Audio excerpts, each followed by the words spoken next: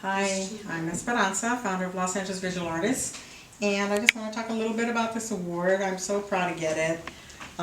It's rarely that I'm recognized, and I didn't even know I was getting an award. I think I found out a week before the event. I happened to go online, and my assistant told me, "Oh, you're getting an award," and I'm like, I couldn't believe it.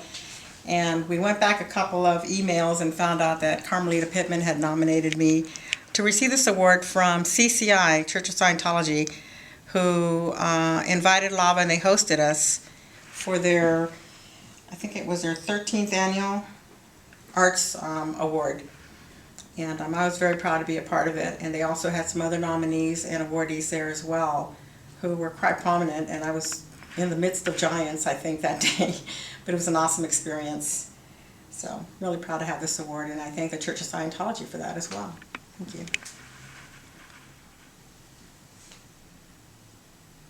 Okay, go ahead. Start with. Actually, I'll start with the last painting here. Okay. This is called Winter Harvest, and I also have a Spanish name for it, which is Dia de los Muertos. And I painted this about 6 or 7 months after my sister died of a drug overdose last year. And I was very devastated, and I needed something to ground me and to redirect my life, and I decided to start getting back passionately into my painting again. The skull represents, in Mexico, that date is celebrated as a day to remember your relatives and the people that have gone before you. And the skull represents my sister's death. The leaves and the flowers and the fruit represent regrowth and rebirth. So that is oil on masonite.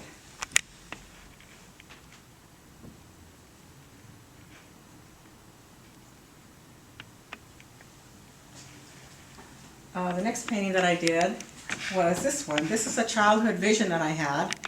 I don't know where it came from or how I perceived what I did, but I had an experience. My mother called me to the back door. We were living in India. It was back in the 50s. India was just a desert.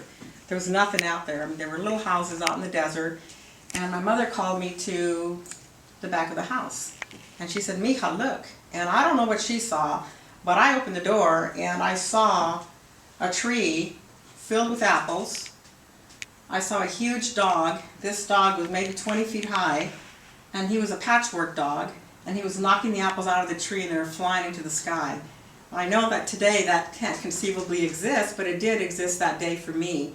And I like to attribute that to maybe God giving me a message, or me having a spiritual experience where I wasn't feeling like the world didn't make sense. For me as a child, the world was beautiful.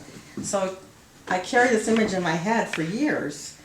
And I finally got a chance this year to put it on canvas. And it's been a great experience because it's out of my head now.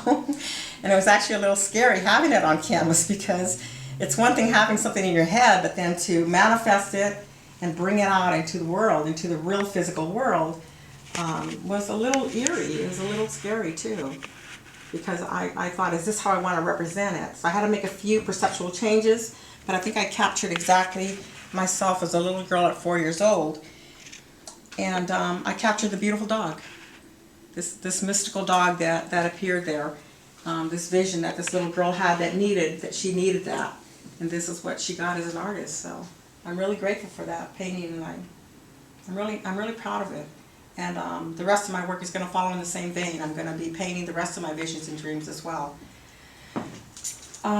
This painting here, I haven't even named it yet, and actually I'm still working on it. I'm going to be adding a feature from the Pompeii ruins at the top here, and it's from a Pompeii tomb. I'm fascinated with that city and its peoples and the great civilization that they were at that time. But this picture actually is another experience that I had as a child. My mother had run away from home. She was sleeping in an abandoned garage, and she took me with her.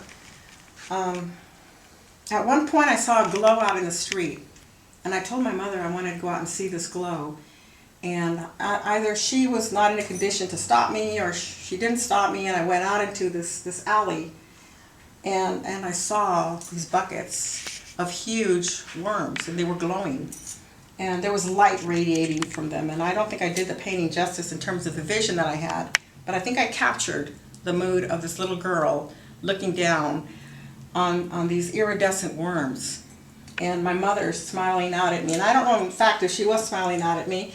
The large worm here flying in represents, I guess, the Lord of the Worms, as you could say. Everything is a spiritual nature to me. I'm not necessarily religious, but I am spiritual. And I believe that God resides in an atom and God resides in man.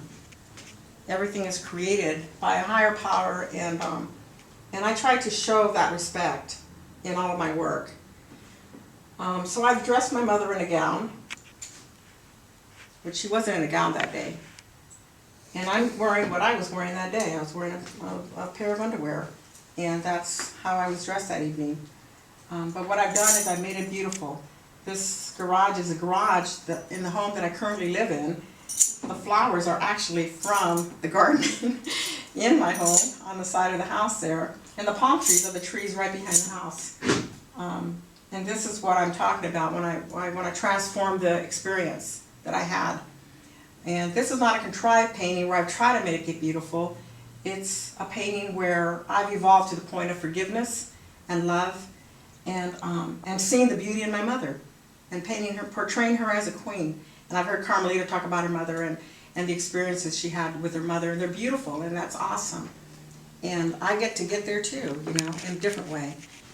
Through my personal spiritual involvement, I've forgiven my parents, and I've been able to turn my work and transform it into something beautiful, something that gives hope, because I think we need it on both ends.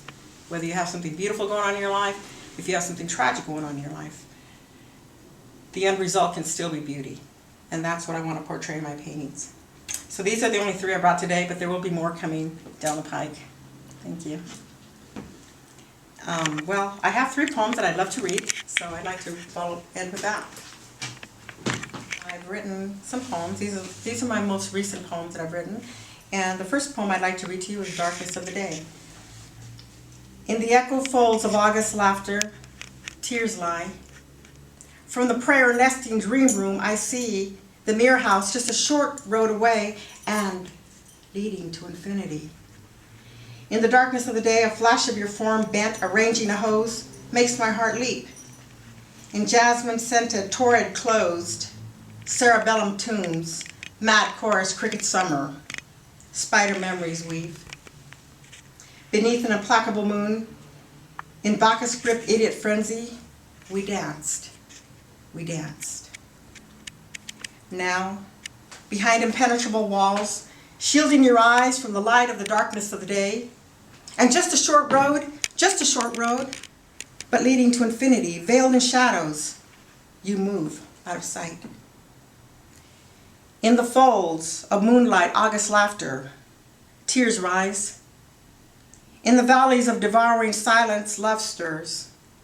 In the valley of the primal ocean, tears, love cries. Love cries. Thank you. The second poem is titled, Even There. The wheels of time, ceaselessly turning, the sunset orange and blood red, yellow leaves of reticent fall wither and drop. And the heady scented jasmine, caressing the full moon and riding the warm night currents like a vagabond witch, will close her white petaled lips. And too, the exhilarating chorus songs of senseless, furtive crickets will stop. And we, eternally sedated in the waking dream, will sleep. Collectively bound, singularly inspired, we spin and weave the magic web that answers a question.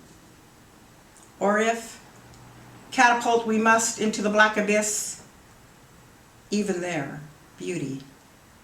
Even there, beauty. Thank you. This last poem is called The Last. And it was a poem I wrote actually, a few days ago. The Last. Can we begin at the end of the song? At the end of the last dance, I ask, and consume you with a wordless gasp. The air electrified carries messages through the long-lost Pompeian runes, through the thin blue ether, and I find it hard to believe they reach you, my love, my love.